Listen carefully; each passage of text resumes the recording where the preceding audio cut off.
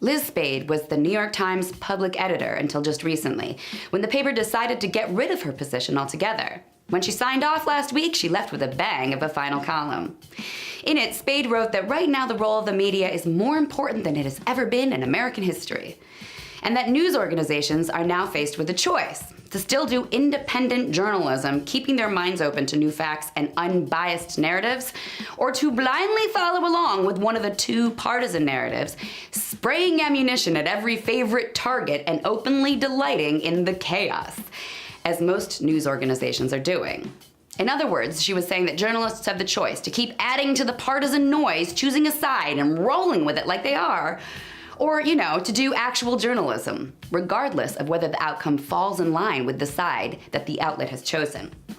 And then she said that the Times ending the position of the political editor was a bad sign in itself, because it throws in doubt that the paper is willing to seriously listen to criticism anymore, or to doubt its impulses, or challenge the wisdom of the inner sanctum. That's what she wrote. And of course, she was a Times editor, so she can't help write like that.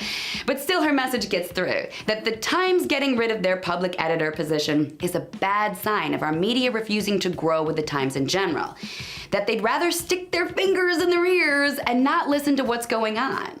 And then Spade said that she is leaving the job with opinions that don't go over very well with some people in New York and Washington, because she's not worried about stepping in line. And that refusal to step in line might be why the Times terminated her position in the first place. I'm not saying the New York Times is a rag or doesn't do good journalism at times, because it totally does.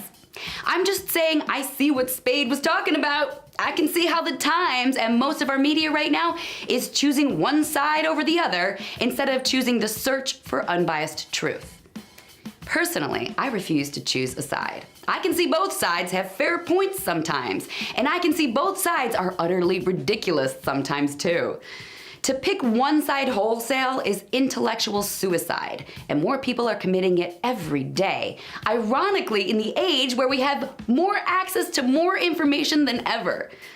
As Spade said, it's time for the media to grow past the partisan divide if it wants to survive, and that goes for us citizens too.